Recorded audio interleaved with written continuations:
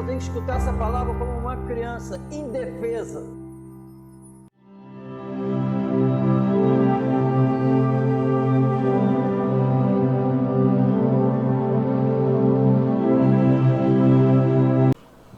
Diz assim, a partir do verso 2: assim fala o Senhor dos exércitos, dizendo: este povo diz, não veio ainda o tempo em que a casa do Senhor deve ser edificada. Veio, pois, a palavra do Senhor pelo ministério do profeta Ageu, dizendo: é para vós tempo de habitardes nas vossas casas estucadas, e esta casa há de ficar deserta? Ora, pois, assim diz o Senhor dos exércitos: aplicai o vosso coração aos vossos caminhos, semeais muito e recolheis pouco, comeis, mas não vos fartais, bebeis, mas não vos saciais, vestir-vos, mas ninguém se aquece. E o que recebe salário num saquetel furado. Assim diz o Senhor dos exércitos: aplicai o vosso coração aos vossos caminhos, subi o monte e trazei madeira, edificai a casa, e dela me agradarei, e eu serei glorificado, diz o Senhor. Olhastes para muito, mas eis que alcançastes pouco. E esse pouco, quando o trouxestes para casa, eu lhe assoprei. Por quê? Disse o Senhor dos exércitos: por causa da minha casa que está deserta, e cada um de vós corre a sua própria casa. Por isso, retém os céus o seu orvalho, e a terra retém os seus frutos. E fiz vir a seca sobre a terra, e sobre os montes, e sobre o trigo, e sobre o mosto, e sobre o azeite, e sobre o que a terra produz, como também sobre os homens, e sobre os animais, e sobre todo o trabalho das mãos. A Bíblia diz em Hebreus que os israelitas ficaram uma multidão mortos no deserto, não entraram na terra prometida, muitos, porque a mensagem, a Bíblia diz, é muito clara, a mensagem que foi proferida para eles, quando eles receberam, escutaram dos profetas, não foi acompanhada de fé. Eles não acreditaram no que escutaram. Por isso, ficaram muitos mortos, e a maioria não entrou na terra prometida. Motivo, a causa, porque eles não acreditaram no que os profetas falaram. Amém? Amém. A mensagem de Deus, se ela não for acompanhada de fé, esquece glória eterna. O que resta é perdição eterna. Deus não muda. E a Bíblia está escrito para nós lembrarmos em Coríntios do motivo que eles não entraram. A Bíblia diz em Coríntios, para nós não cairmos hoje no mesmo erro deles. Porque está escrito para nós não cairmos no mesmo erro. Amém? Graças a Deus. Graças a Deus. Então, em nome de Jesus, senão essa é a verdade. Qualquer outro pensamento que me leve a esquecer disso, que foi acabado de falar, é mentira, é engano. E o engano não vai levar ninguém para o céu. É verdade que nós vamos sair daqui. E é verdade que Ele é o juiz. Então nós vamos nos apresentarmos a Ele. Amém? É muito nítido que o ser humano, mesmo tudo sendo, a história mostra o contrário. Quando Deus fala que eles iriam morrer depois do pecado, Satanás chega e fala que eles não iriam morrer. Com a vida, o ser humano vivendo, ele vive o que o diabo falou. Ele acredita até hoje no diabo. Porque ele vive como se fosse ficar aqui para o resto da vida. Como o amanhã fosse certo. Isso é um sentimento que Satanás colocou na alma. Ele acredita no diabo, que não vai morrer. Por isso que tem 70 anos, 80, ainda pensa que tem 20. Isso é engano, amém? Vamos sair dessa terra e ninguém sabe o dia e nem a hora. E não depende de idade. Não depende de idade. A verdade é que o homem vive esquecendo disso. Problema seríssimo, porque a verdade não diz isso. Amém? Então, em nome de Jesus, que seja acompanhado de fé, para a honra e glória do nosso Deus. Porque tudo que ele fez, toda a obra dele, foi para nós crermos nele. Quando a Bíblia fala do amor de Deus, ele revelou para nós crermos mesmo nesse amor. Quando Jesus sai do túmulo, pelo amor de Deus, pelo poder de Deus, foi para nós acreditarmos que existe um Deus vivo mesmo. Tudo foi para nós crermos que não caímos aqui de paraquedas. A mensagem é essa, para nós crermos que existe um Deus, um só mediador, e que nos deu, por conta própria, por amor, a vida eterna. Essa é a Bíblia. Amém? Então, em nome do Senhor Jesus, vamos crer, porque assim como a Bíblia diz lá no Antigo Testamento, que a verdade não é buscada, ela está escondida. Lá no Antigo Testamento. Ninguém busca a verdade. Nós vemos hoje nitidamente que, quando se fala a verdade pura, ninguém aceita. Ninguém aceita. É algo muito limpo para ser aceito. Então nós vemos um sistema do mal reinando. Mas Deus está no controle de todas as coisas. Mas é nítido ver um sistema maligno reinando, onde é errado viver sem pecar. É errado não roubar. É errado não se corromper plenamente. É errado. Tu quer ser santo demais. Isso é errado. Amém? O mal está reinando, mas está tudo de acordo. Para já ter um basta. Não basta do homem, basta de Deus. O homem não vai dar basta nunca, porque o homem, assim como diz em Gênesis, que viu Deus, que a imaginação dos pensamentos do homem era má continuamente, cerca de 3.500 anos atrás, não tinha nada do que nós estamos vendo de conhecimento, de descobertas, não tinha como tem hoje. E Deus pronunciou isso lá. Não mudou. De lá para cá continua acontecendo a mesma coisa. Todas as descobertas, todas as criações do homem, Deus continua falando, é má continuamente. Não mudou. O que só muda é em Cristo Jesus. Quem está fora de Cristo é a mesma coisa. Amém? Isso foi pronunciado lá para os que pertenciam a Deus enxergarem. Isso está sendo dito aqui para quem pertence a Jesus enxerguem. Mesma coisa.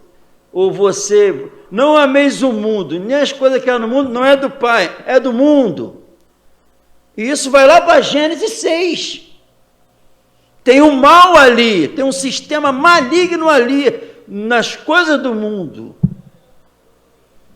Porque sabemos que somos de Deus, mas o mundo todo jaz no maligno. Amém? Se eu enxergar da maneira correta, eu vivo para a glória de Deus. Se eu enxergar, mas se eu andar cego, não dá para glorificar a Deus, porque só dá para glorificar quando verdadeiramente é filho da luz.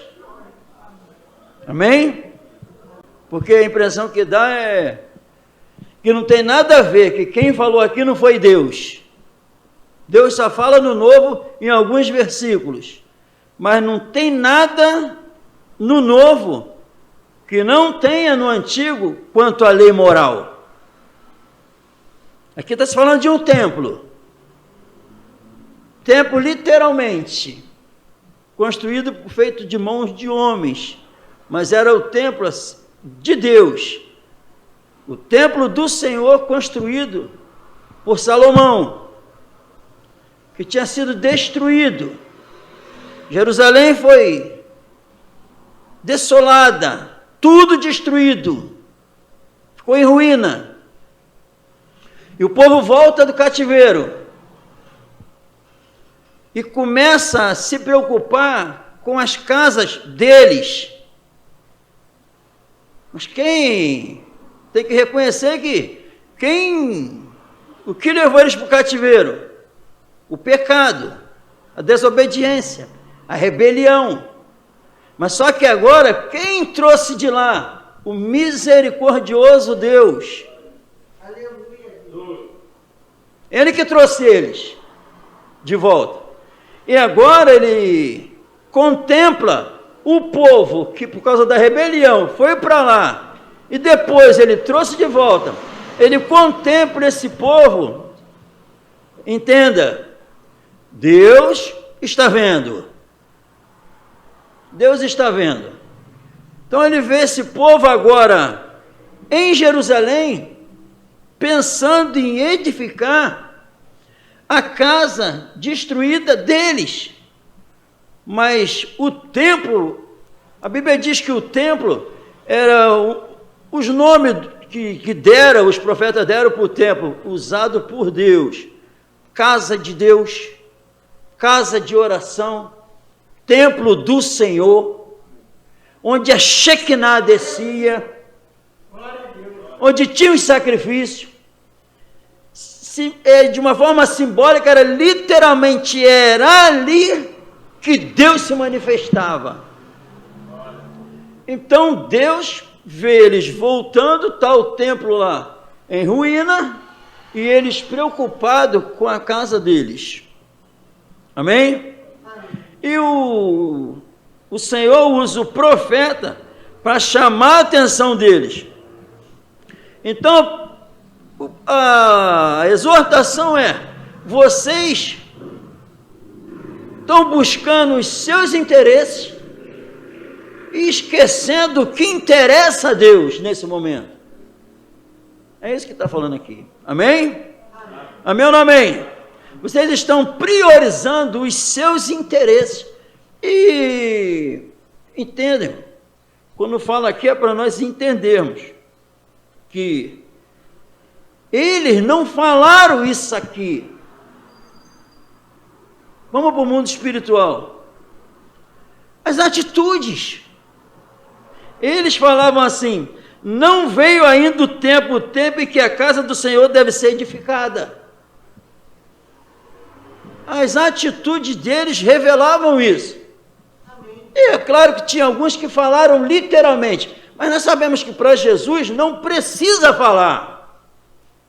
As atitudes falam. As minhas escolhas falam. O que eu priorizo, fala. Já está falando. Amém? Amém? Amém ou não amém? Amém? Então, aqui quando vem essa exortação, entenda, essa exortação aqui, Deus está, o termo aqui no hebraico, a gente vai estudar um pouquinho, Deus está irado com isso. Deus está irado com essa rebelião deles saber o motivo que eles foram para lá. Deus traz de volta, cumpre os anos, Deus traz de volta, e daqui a pouco eles estão andando, agindo como se Deus não existisse, não estavam preocupados com os interesses de Deus, que era a reconstrução do templo. Então Deus está irado com o povo. Amém? Amém ou não amém? O que significa isso? Era no templo que se manifestava a presença do Senhor. Era o lugar de adoração. Então a Bíblia revela nitidamente que quando Deus quer ser glorificado, a Bíblia diz que Ele é glorificado com as nossas boas obras em Cristo. A Bíblia diz que eu tenho que fazer tudo para a glória de Deus. Tem um propósito. Deus, o propósito de Deus, preste atenção, o propósito. Deus quer salvar as almas perdidas. Não tem outra coisa, só estamos aqui ainda.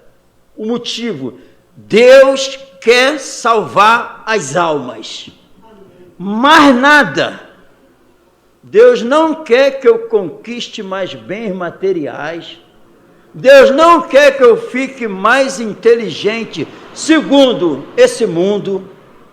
Deus não quer, Deus só estamos aqui, não é para melhorar em nada a nossa vida terrena.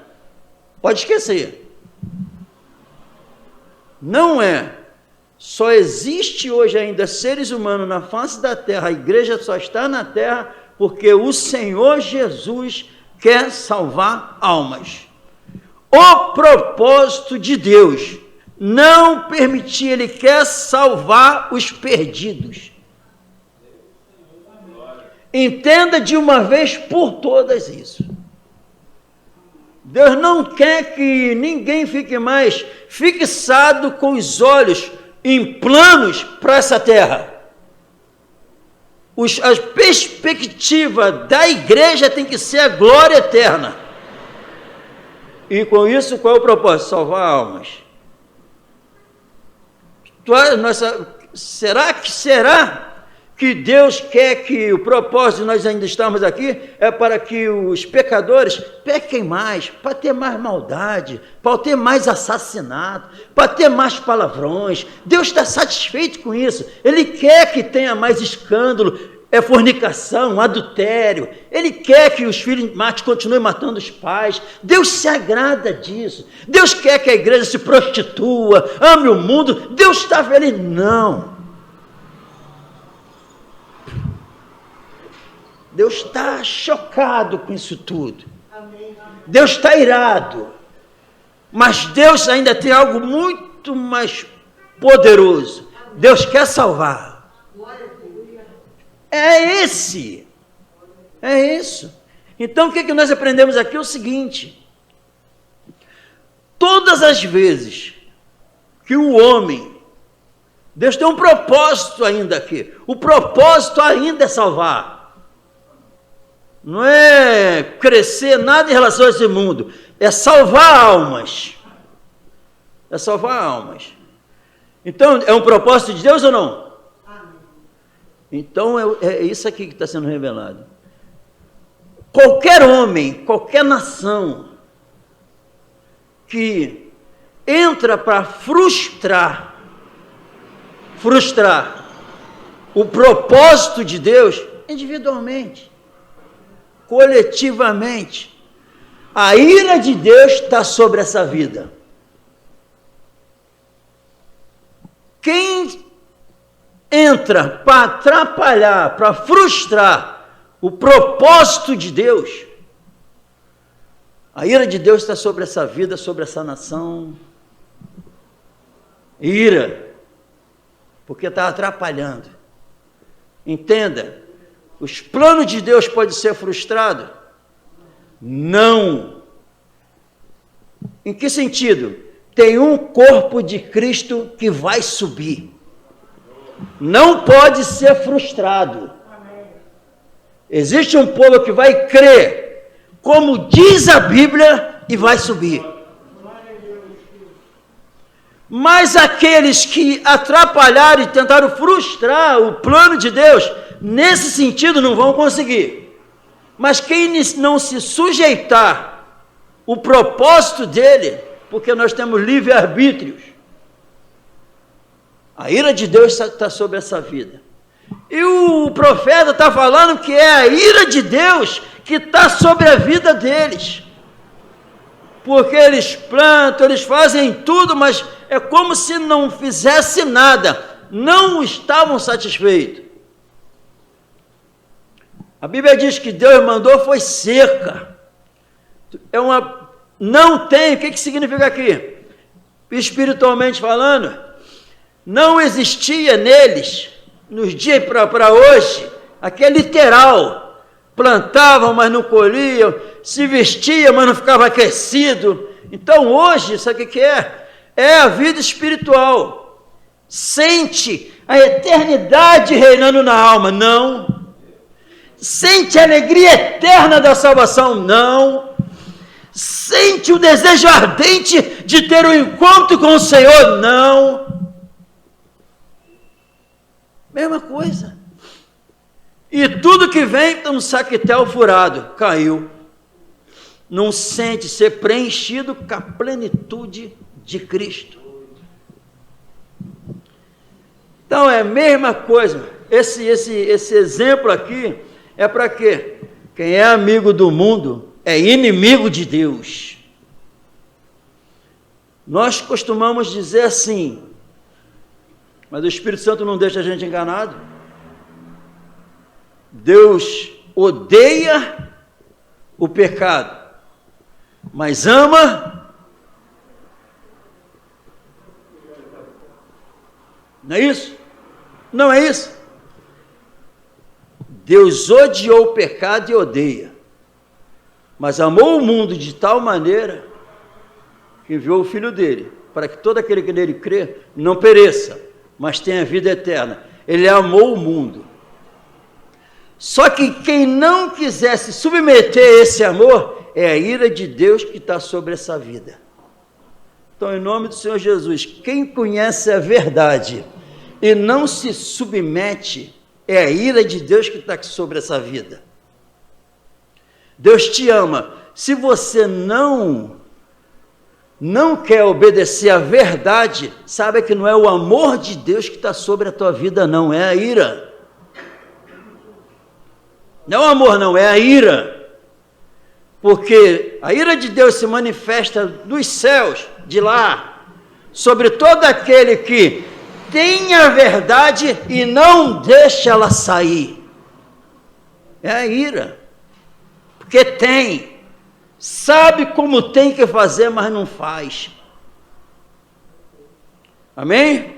E aqui, esse povo, mas não é tempo não é tempo de edificar a casa do Senhor que está destruída não, vamos se preocupar com a nossa. É complicado, amém, irmão? Glórias ao Senhor Jesus. No 7, assim diz o Senhor dos Exércitos, aplicai o vosso coração aos vossos caminhos. E no 5 também fala isso. Sabe o que isso significa aqui? Lembre-se que eles estão preocupados com os interesses deles e não com o interesse de Deus. Aí agora aqui, preste atenção nos vossos caminhos. Amém? Vamos lá. Nos vossos caminhos. Cadê teu pai, Renan? Tua mãe? Tua avó? Cadê os nossos? Cadê? Cadê minha mãe? Cadê meu pai? Cadê meus tios? Cadê minhas tias? Já se foram. Já se foram. Pode aguardar. Daqui a pouco vai ser, se Jesus não voltar, não levar a igreja e não acabar tudo, vai ser os nossos. Cadê? Cadê? Não vão estar mais aqui. Agora, para outra coisa, isso, olha os nossos antepassados, já se foram. É sinal que nós vamos também. Da mesma maneira, aplicar os vossos caminhos. Olha antes. Olha o que Jesus fez. Olha quem é Deus agora que está sendo revelado Ele. Olha o que o Espírito Santo faz. Olha quem é Satanás que eu tenho revelado. Olha o que esse mundo faz com os seres humanos. Dá uma olhada se dá para acreditar nesse mundo e me deixar. Será que, vamos para lá, será que foi tudo destruído como Sodoma e Gomorra? Por causa da rebelião. Será que vocês não sabem que vocês foram para o exílio por causa da rebelião? Sofreram lá aquele tempo todo em terras estrangeiras. Agora eu trago vocês para cá, para reedificar o meu templo. E vocês voltam para continuar se rebelando a mim. Ignorar o meu templo. Ignorar a minha habitação. Ignorar a minha glória eterna. Ignorar a minha Shekinah. E ainda quer que eu fale que vocês são meu povo? Fala para eles que é a minha ira que está sobre a vida deles. Amém, irmão? Quem atrapalhar o propósito dele, aí é você e eu. Se tu atrapalhar o propósito dele de te salvar, é a ira dele que está sobre a tua vida. Atrapalha para ver? Mas se alguém destruir o templo de Deus que sois vós, Deus o destruirá. Você e eu. A igreja está uma prostituta, a maioria. Aqui diz ser cristã. A maioria é prostituta espiritual. Porque quem entrou na dispensação da graça só quer uma coisa em sua vida: viver sob o domínio dos interesses de quem tirou do exílio, de quem tirou do império das trevas, de quem tirou do domínio do pecado, da influência de Satanás, aquele que levou a vida morta, inútil, lá para a cruz com ele, aquele que saiu do túmulo para a gente poder sair do túmulo, aquele que é necessário que eu vá para que venha um outro Consolador habitar dentro de vocês, para vocês crescerem, ser edificados à estatura de varão perfeito, para a morada de Deus no Espírito. Nós somos salvos para sermos edificados. Saímos de lá e agora a preocupação é edificar esse templo de Deus. Vamos colocar de pé no nome do Senhor Jesus.